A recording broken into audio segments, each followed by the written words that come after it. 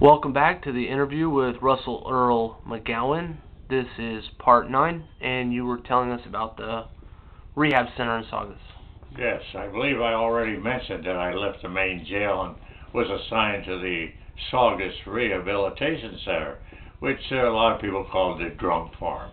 In fact, all of the inmates there had been sent in there for 90 days. 90 days, and they worked on the farm, on the vegetables, picking weeds out, and in the carpenter's shop, and in the garage. They did minor work around under supervision, of course. But anyway, when I got to the rehabilitation center, I found that we weren't very well received, and that was because police officers already were there, and they had been assigned to that job, and it was a good job for them because it was safe, and they got their cars fixed and their cabinets made in the carpenter's shop, and their vegetables from the vegetable farm.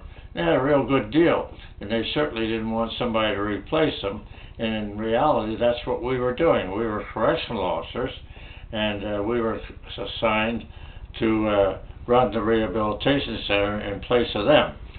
So they decided we were on probation, they would get rid of us, and they did. They slowly got rid of each correctional officer, and when we got there, we became aware of that. And that was, who are we? That was Palumbo. And Palumbo, he was a West Point graduate, a very smart fellow. He was captain in charge of the, down in Van Nuys, the National Guard. Yeah, he was the commanding officer of the National Guard, and but he wanted additional income, so he took this job as a correctional officer. But he also became aware of the fact that they were getting rid of all of the correctional officers as fast as they arrived. So he said to me, Magowan, he says, we were kind of friendly, let's figure out how to handle this so we won't be let go within the 6 months probationary period. I said, well, how are we going to do it? He said, well, we'll hide. I said, hide? He said, yes. So we went down to the recreation hall, which is a big building, and we went through it, and in the back we found a door that went into the back, and we went through the door, and there was all the air conditioning equipment and the ducts and things to run the center for heating and air conditioning. Anyway, we closed the door and locked it, and we sat in there all day, and we played cards, and we played dominoes, and we read, and we just passed our time until it was time to leave, and at 4 o'clock we came out. We did that for quite a few days, and we weren't out there for them to exposed to walking around. All the other correctional officers, and why did they walk around? Why did they just walk around? The reason the new class of 8 men, there was 8 men in a class, when they arrived, why in the morning when you got on duty at 7 o'clock, they had roll call in a room, and the lieutenant who was in charge, he addressed all the sergeants and told them their assignment for the day, and the sergeants in turn gave the subordinate officers and correctional officers their duties for the day, what they were going to do.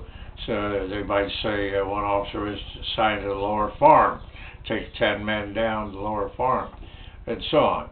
But when it came to the correctional officers, they didn't assign us a single thing. We just walked out, and there wasn't any work, so the men just walked around. And that gave them the opportunity to let them go on their probation. And that's what they were doing. So that's why we hid out. And we finally did. We actually made probation, Palumbo and I, and after we made probation, they couldn't let us go. It's pretty hard to get rid of a guy. Once he makes probation, he's on civil service, and you have to do something pretty bad in order to get let go. So they assigned me to the radio shop. They had a radio shop there for radio and TV repair. Being I'd been in that business, they assigned me that job. And I had about 10, 15 trustees in there, and I kind of showed them how to repair things. And it was pretty nice duty. I enjoyed it. It was close to my home, by the way. I lived in Newhall, which is only 2 miles away. So it was very nice. And we also had a uniform. And another reason the police officers didn't like us, because we had an LA police badge. Only on the top it said correctional officer.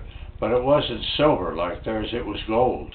And it was exactly the same badge except gold. And that really bugged them. They couldn't stand that. When those badges came up and we put them on, they they didn't like that at all.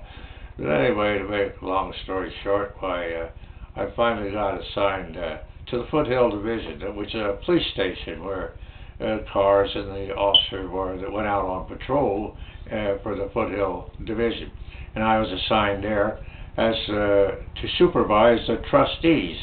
And the trustees, of course, were the minimum security prisoners, 90-day, who were assigned to do the cleaning.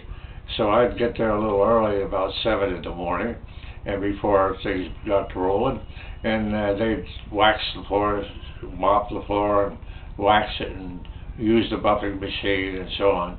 And I'd watch them pretty close to be sure they didn't get involved in any of the paperwork that was laying around, or take anything they shouldn't.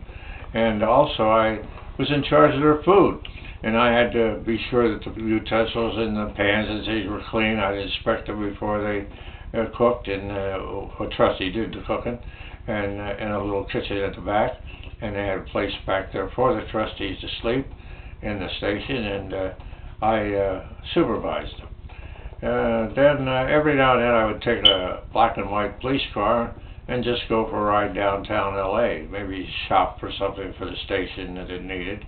And when I did, I'd usually take a trustee who was trustworthy, a good trustee that worked hard, and I'd say to him, well, maybe his name was Williams. I'd say, Williams, would you like to go down to LA with me? And, sure. So he'd sit in the police car with me, and I'd get down the freeway. And when I went down the freeway, all the people would start moving over and slowing down, and I used to try to grin to myself because we didn't make any arrests at all. We didn't arrest people out on the street, so for that reason, they didn't know that, and it was kind of amusing. Then when I get down to LA, I'd park in a red zone because police cars park in a red zone.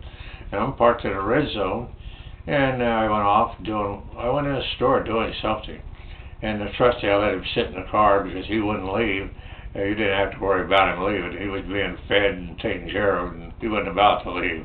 So he'd just sit there. And so anyway, the officer on duty came walking down the street, the patrol officer for that area, and he stopped the police car. He said to Williams, whose car is this?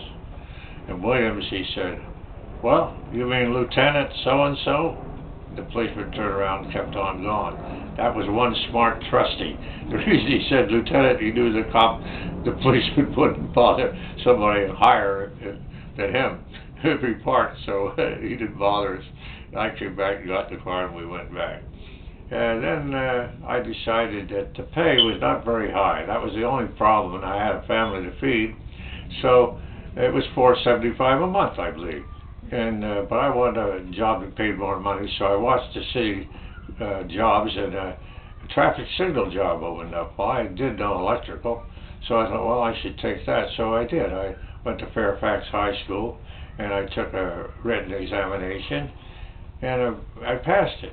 And then they called me in for an oral interview, and I did the oral interview, put on my suit, shirt, tie, and the whole works like I did before.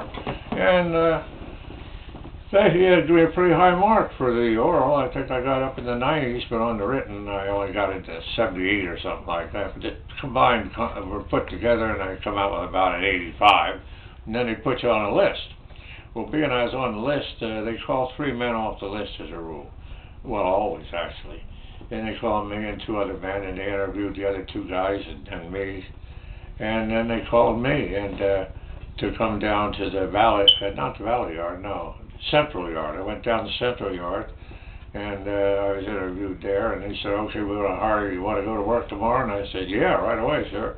So I went back to the station, talked to the lieutenant who was in charge, and said to him, I have an opportunity for a better job. And he said, okay, go ahead.